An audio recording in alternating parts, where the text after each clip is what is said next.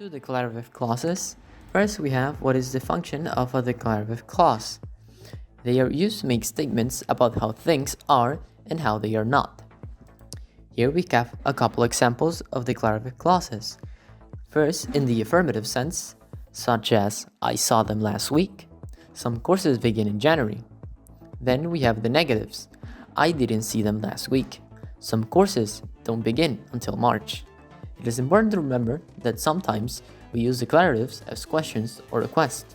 Let's say first, a question. Let's say someone asks, those are the only tickets left? And we answer, yes, just those two. Then a request would be, you could pass me the spoon. That would be helpful. And then you reply with this one. Interrogative clauses. An interrogative clause is a subordinate clause. It begins with a question word or if, and must be attached to a main clause.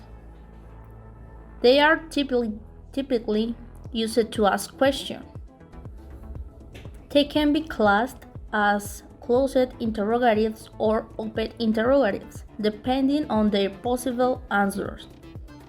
With closed interrogatives, the set of answers is closed, namely yes or no.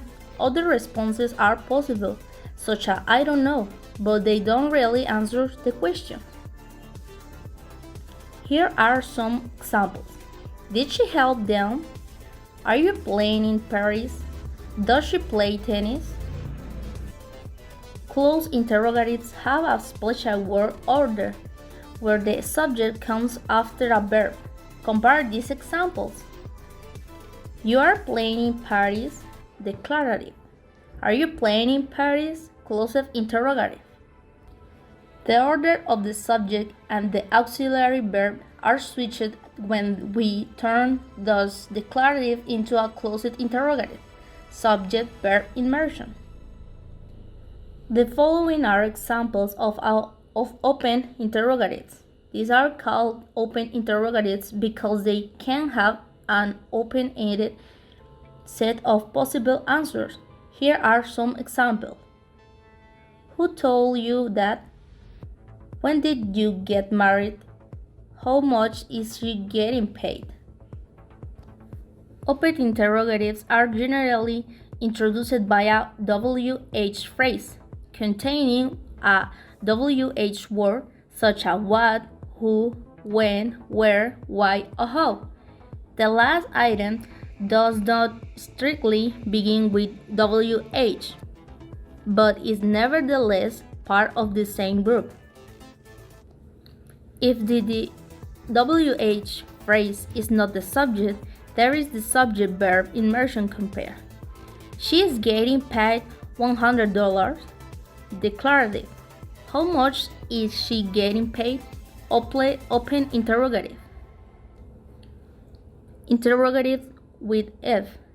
If yes or no question is asked, there is no question word. The interrogative clause will begin with if. Like in these examples, did Mark go to the meeting last Friday? I don't know if he went last Friday.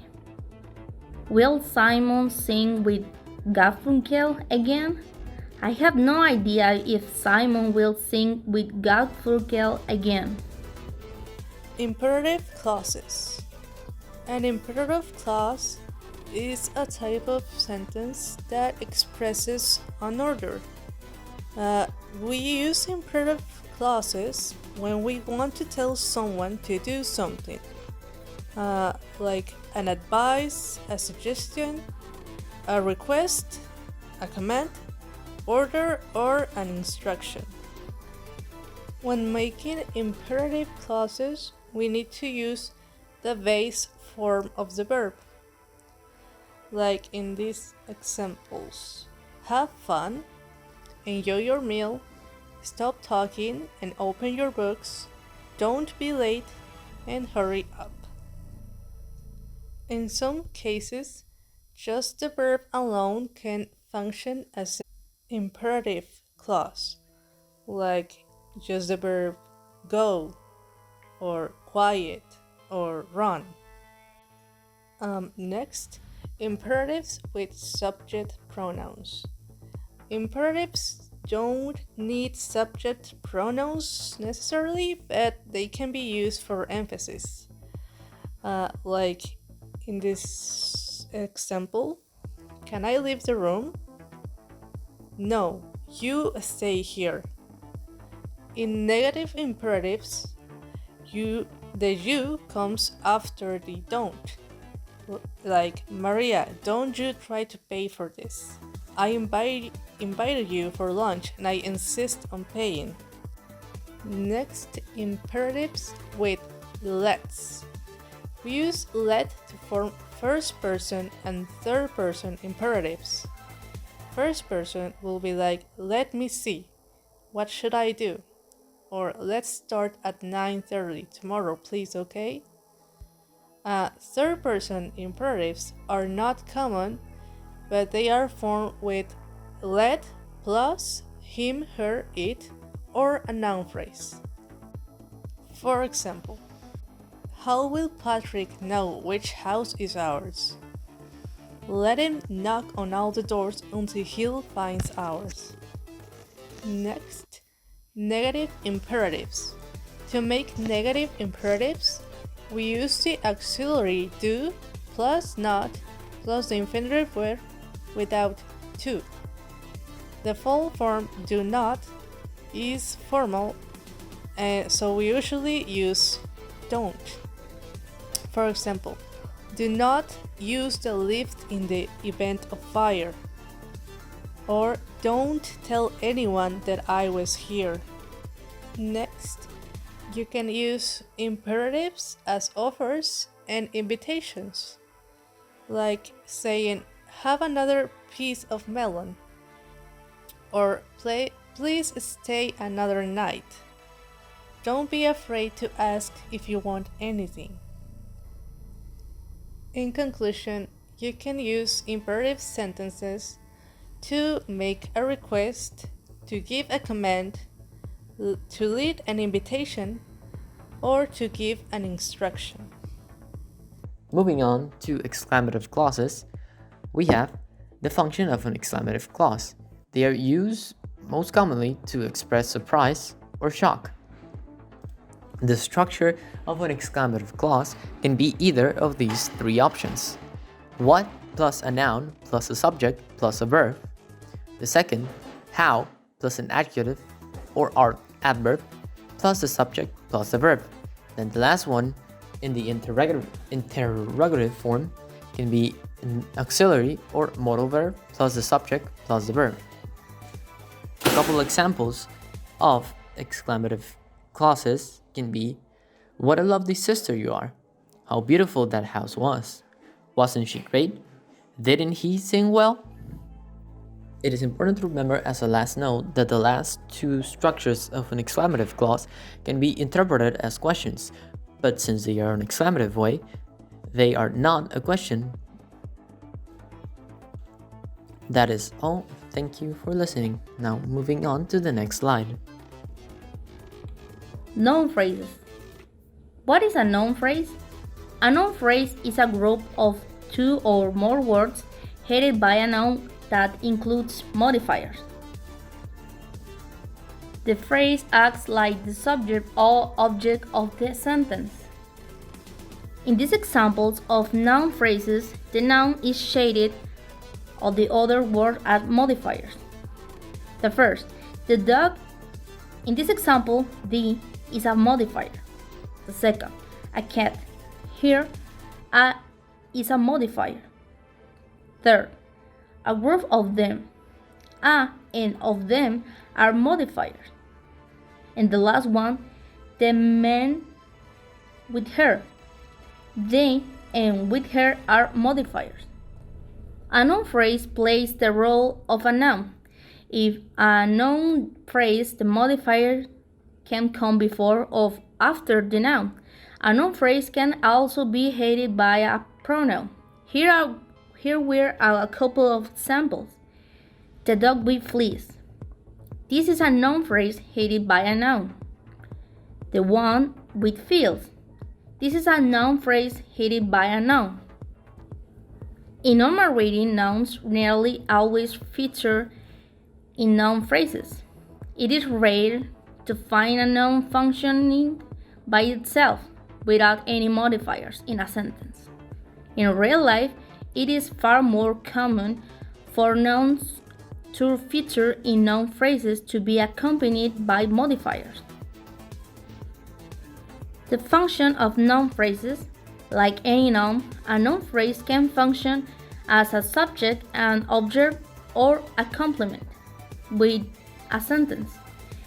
In each example, below the noun phrase is a bold and the head noun is highlighted. Singing in the bath relaxes me. Here, the noun phrase is the subject of the verb relaxes. I know the back street. Here, the noun phrase is the direct object of the verb know. She was the devil in disguise.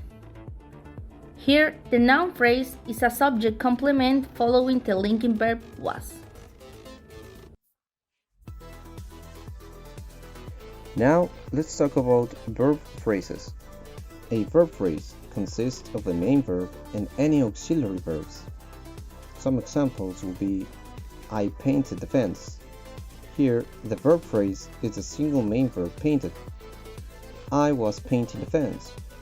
Here, the verb phrase is the auxiliary verb was and the main verb painting, which is in the form of a present participle. I had painted the fence. Here, the verb phrase is the auxiliary verb had and the main verb painted, which is in the form of a past participle. I might have painted the fence.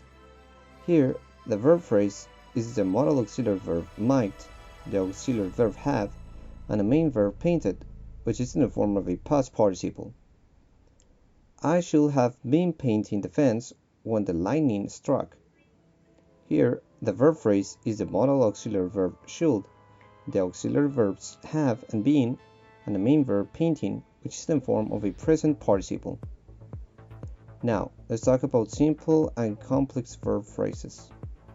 A verb phrase consisting of just a main verb is called a simple verb phrase. For example, Lee ate the pie, while a verb phrase with more than one word is called a complex verb phrase. For example, Lee was eating the pie. Verb phrases are necessary to express the main verb's tense, mood, or voice. Now, verb phrases expressing tense. Verb phrases tell us whether the action was in the past, present, or future. They also tell us the aspect of the verb, for example, whether the action is completed or ongoing. An example of this will be Mark was singing for hours. This is a complex verb phrase, and it tells us that the activity singing was in the past and that it was an ongoing activity. Now, verb phrases expressing mood. Verb phrases tell us the verb's mood. For example, whether it is to be regarded as a statement, a question, or an order. An example of this will be Mark sings at parties. This simple verb phrase tells us the verb is a statement. For example, a verb in the declarative mood. Now, verb phrases expressing voice. Verb phrases tell us the verb's voice. For example, whether it is active or passive. An example of this will be Mark sang at the party. This simple verb phrase tells us that the verb is active. For example, the subject of the verb, Mark, is performing the action. Now let's talk about the order of the verbs in a verb phrase. The main verb in a verb phrase is always last. The order of verbs in a complex verb phrase is as follows. First, modal auxiliary verb. Then, the auxiliary verb to have. Then, the auxiliary verb to be for tense. Then, the auxiliary verb to be for the passive voice. And finally, the main verb. Some examples will be the dog walked and the dog might have been being walked. Well, now we're down to our last couple of topics. So let's start with the adjective phrases. These are a group of words that together behave syntactically as an adjective and normally modify a noun, pronoun, or a noun phrase. They consist of an unmodified head, which is a simple adjective. Let's take a look at the examples so we can understand it better. Now we have two examples here. Aldo's quite delicious pizzas. Aldo's quite delicious functions as the modifier of pizzas, and delicious is the adjective that is functioning as the head of this adjective phrase. We can identify the head of an adjective phrase by taking away some of the adjectives. There's one that we cannot remove because the clause will lose its meaning or sense. If we take out delicious, it doesn't make any sense, Aldo's quite pizzas. But if we take quite away, although we lose some of the whole meaning, it still makes sense. Now, in Luigi's inedible pizzas, the simple adjective inedible functions both as the head and as a complete modifier of pizzas, so it counts as a adjective phrase, but it's only a simple adjective. In this case, we cannot remove the adjective because it would lose the meaning of Luigi's pizzas or describing the pizzas, and there wouldn't be any adjective phrases. There's also other constituents that can appear in adjective phrases. Some of them are general adverbs. Some of the general adverbs can be frankly, potentially, oddly, enthusiastically, immediately, suspiciously, awkwardly, or theoretically. Now, our last topic are the adverb phrases.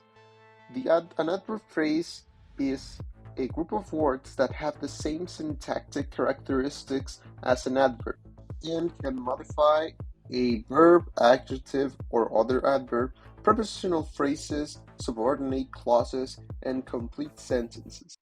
They can consist of a general adverb that it's being modified by a degree adverb, but this modification is optional, so it can just be a simple adverb. Let's take a look in the next example. We very oddly have classes. In this case, very oddly functions as an adverb, and it's expressing how often it's the action happening. And oddly is the verb functioning as the head of the phrase. Although we can remove both of them, if we take them out, we just say we have classes and we are not expressing something about the classes. And that will be all from our team. Thank you very much.